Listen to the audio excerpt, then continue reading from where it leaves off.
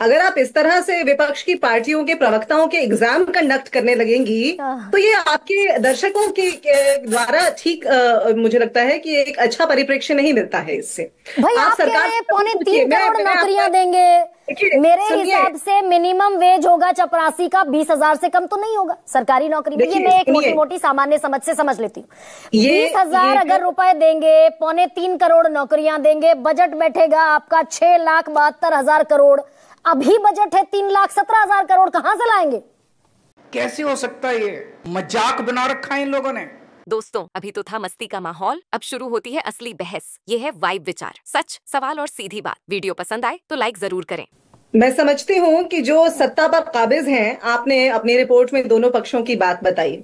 सबसे पहले तो उनसे पूछना चाहिए कि भाई इतने पद खाली क्यों हैं? आज की चर्चा का मुख्य प्रारूप ये होना चाहिए मेरे अनुसार और आपके दर्शकों के अनुसार गरिमा, कि भाई सरकार से सबसे पहले जवाबदेही ली जाए, क्योंकि चुनाव सरकार बनाम विपक्ष होने जा रहा है। हम जो घोषणाएं कर रहे हैं, हमारे बनाम जो सरकार वहां घोषणाएं कर रही है और बिल्कुल आचार संहिता लगने से पहले करती जा रही है, जो भत्ते घोषित हो रहे हैं, जो लोगों को रिश्वत देने की एक तरह से अनऑफिशियल तरीके से एक तरह की कवायद जारी है वहां पर, उस पर बात होनी चाहिए आज गरिमा। आज क्या घोटाले पर बात होनी चाहिए कि भाई 10,000 रुपए की घूस क्यों देने की जरूरत पड़ती है चुनाव से पहले? महिमा, मुझ पर तो भरोसा रख सकती हैं आप।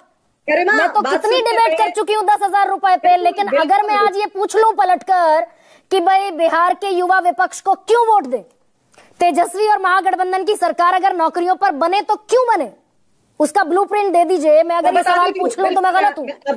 अब आप जो सवाल पूछ रही हैं उसका बिल्कुल मैं बड़े सलीके से जवाब दूंगी। प्लीज मैम बताइए ना। हाँ, बिहार का युवा विपक्ष को इसलिए वोट दे क्योंकि जब प्रधानमंत्री मोदी बिहार में जाते हैं और मोतीहारी को मुंबई बनाने का वायदा करके आते हैं, वहां की चीनी मिल को दोबारा शुरुआत करने का वायदा करके आते हैं और वो होती नहीं है, आज तक नहीं हुई है, तो जो वहां का युवा है उसके पास एक ही उम्मीद बाकी है, वो है विपक्ष। जब वहां पर कैग का 70,000 करोड़ रुपए का गबन हो जाता है, कैग की रिपोर्ट में विधानसभा में रखा गया है, तो वहां का युवा, वहां के बूढ़े बच्चे, वहां की महिलाएं देख रही हैं कि 10 साल में 70,000 करोड़ का गबन, विदेश का सबसे बड़ा गबन करने का काम अगर किसी ने किया है तो इस एनडीए की सरकार ने, और सुशासन बाबू के नाम में जो लिपटे हुए एक सबसे ज्यादा भ्रष्टाचारी नेता हैं, उन्होंने किया है भाजपा के साथ मिलकर के। वहां उद्योगों को नष्ट करने का काम किसी ने किया है तो एनडीए ने ये किया है। उसके अलावा ये जिस तरह के ऐलान आज बिहार में हो रहे हैं गरिमा,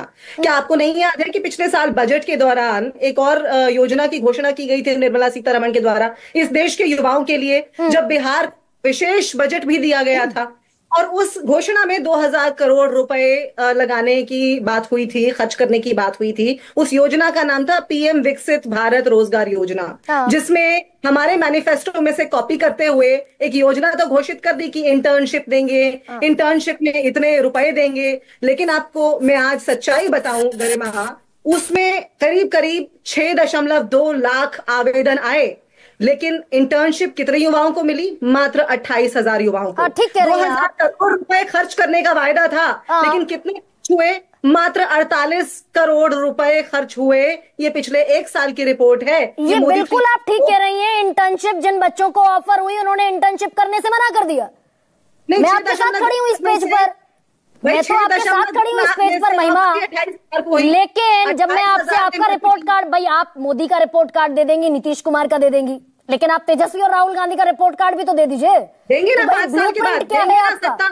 देंगे, आप हमें सत्ता में आने दीजिए, उसके 5 साल बाद रिपोर्ट कार्ड देंगे। विपक्ष रिपोर्ट कार्ड नहीं दिया करता गरिमा। अच्छा, दरअसल भाई ना वादे आप करेंगे पत्रकार होते हुए आप ये समझ सकती हैं कि रिपोर्ट कार्ड, हम लोग विपक्ष में बैठे हुए हैं भाई, वादों का गुणागणित तो बताएंगे ना महिमा। अच्छा ठीक है, एक सेकंड, आपने जो बातें कही कुछ चीजें अच्छी कह दी आपने बात कही है, बात सुन लीजिए। तेजस्वी 17 महीने के लिए सत्ता में आए, 17 महीने में 5 लाख रोजगार देख करके गए कि नहीं गए बता दीजिए। भाई मान लिया मैंने 5 लाख पर, मेरा कहाँ एतराज है? मैं तो फिर कहती हूँ आपके साथ सर पेज पर खड़ी हूँ, लेकिन 5 लाख एक तरफ और 3.25 करोड़ एक तरफ, 3.25 करोड़ कहाँ से लाएंगे? सवाल तो ये है। अब एक सेकंड महिमा, आपने कुछ चीजें अच्छी कह दी and I am very much thankful, आपने रिकॉल कर दी कुछ चीजें मेरे जहन में भी, इंटर्नशिप वाला जो मामला है। अनुप्रिया, मुख्यमंत्री ने कहा 50 लाख रोजगार दे दिए और 1 करोड़ हम रोजगार देंगे, ये 10 लाख का गुणागणित तो बता गए राजीव जी। कि भाई इतने इस विभाग में, इतने इस विभाग में, इतने इस विभाग में। 40 लाख कहां, किसको दे दिए? कौन से युवा हैं ये बिहार के जिन्हें 40 लाख रोजगार मिल गया? यहां भी वही चल रहा है अपना। हाँ नहीं, मैं तो बहुत ईमानदारी से अपनी बातों को रखूंगी और मुझे लगता है कि मैं जो बोलूंगी, सरकार ने अपने डेटा में और पब्लिक डोमेन में ये बातें रखी हैं। मैं किसी भी तरह के झूठ फरेब में विश्वास नहीं रखती हूँ। हमारे यहाँ आपके शो में हमारे राष्ट्रीय प्रवक्ता ने कहा कि 12 लाख का डेटा है हमारे पास में जो नौकरी का है। हाँ। और 39 लाख हमारे रोजगार है। हाँ। जिसमें 24 लाख हमारे महिला उद्यमी हैं जो जीविका के माध्यम से जुड़ी हैं। 24 मतलब अपार्ट फ्रॉम 39, 24 महिला उद्यमी है।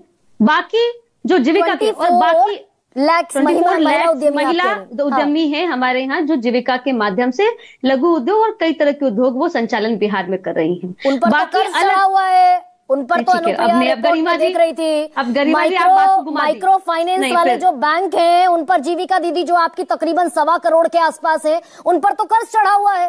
तफसील से रिपोर्ट छापी अखबारों ने। मुझे लगता है फिर आपने मैं जितनी ईमानदारी से बात रखी थी उतनी ही आपने घुमावदार सवाल से मेरे जवाब को ही देने नहीं दिया। ठीक है, मैं उस पर भी बात करूंगी, कर्ज पे भी मैं बात करूंगी और मैं उस पर भी बात करूंगी जैसा कि अभी कांग्रेस के प्रवक्ता और आरजेडी के प्रवक्ता भी कर रहे थे। मुझे लगता है कि आरोप प्रत्यारोप से बेहतर होगा कि मैं अपनी बातों को रखूं। अब हमने कहा कि बिहार में आने वाले समय में जैसा कि हमने टारगेट फुलफिल कर लिया, अराउंड 50 लाख हमने युवाओं को नौकरी और रोजगार दे दी है। हम जिस तरह से आगे बढ़ रहे हैं हम समझ रहे हैं आने वाले समय में उद्योग को स्थापित कर करके, और जैसा कि हमारे जो हमारे बैठकें हुई हैं मंत्रिमंडलों को, उसमें तय भी हो चुका है कि किस तरह से उद्योग हम डेवलप करेंगे और आने वाले समय में हम 1 करोड़ लोगों को नौकरी और रोजगार देंगे। नौकरी प्लस रोजगार, ना कि हमने नौकरी का, ना कि हमने रोजगार कहा। और उसी परिदृश्य में बढ़ता हुआ एक जो लोग विपक्ष कह रहा है, जो महिलाओं को वो लुभावने वादे कर रहे हैं, उसी में एक है कि जिसने हमने अब तक बिहार की 1 करोड़ 25 लाख महिलाओं को 10 लाख प्रोत्साहन राशि रोजगार के लिए दिया और हम चाहते हैं कि उस रोजगार के प्रोत्साहन राशि से महिला रोजगार उत्पन्न करेंगी और बिहार करेंगे। अनुप्रिया 9वीं बार के मुख्यमंत्री हैं आपके पास, सबसे मजबूत चेहरा है बिहार का आपके पास, नीतीश कुमार। ठीक है 25 से 30 फिर से नीतीश, बिहार में बाहर है, नीतीश कुमार है। हमने तो पिछले 15 सालों से ये नारे सुने। सबसे मजबूत चेहरा आपके पास नीतीश कुमार के तौर पर आप कह रहे हैं हम करेंगे करेंगे करेंगे करेंगे। और हुआ क्या? हम नहीं आप कह रहे हैं उद्योग धंधे बढ़ाएंगे और रोजगार देंगे। आपके यहाँ तो उद्योग धंधे घटे हैं आपके यहाँ 13 से 14 10 साल के भीतर आपके यहाँ उद्योग धंधे और घट गए। ठीक है गरिमा जी, मैं आपके डेटा पे ही बात करने वाली हूँ, मैं इधर उधर जाऊंगी ही नहीं। हाँ। आपने अपने शो में कहा कि बिहार में वर्तमान में 1,70,000 पुलिसकर्मी कार्यरत हैं, जिसमें 29 उतनी वैकेंसी है? नहीं, आप एक बार चेक करेंगी। 1,70,000 यहाँ पुलिस बल है बिहार में। हाँ। जिसमें 29% महिलाएं हैं जो पूरे देश में अव्वल है। आप अलग चली गई। उद्योग धंधे लगाएंगे और मैं ये कह रही हूँ कि 20 साल की आपकी सरकार में उद्योग धंधे घट गए बढ़ने के बजाय। भाई 20 साल में उद्योग धंधे बढ़ने चाहिए थे ना। बिहार में 3,000 फैक्ट्री है, गुजरात में 33,000 फैक्ट्री है। आज आपके एक एक सवाल का जवाब दूंगी और मुझे लगता है कि मुझे इतना तो इनफ ऑफ टाइम देंगी कि मैं अपनी बातों को कहूँ। आप सारे आरोप और सारे सवाल मुझसे पूछिए, मैं जवाब देने को तैयार हूं, लेकिन जो डेटा है और जो सवाल विपक्ष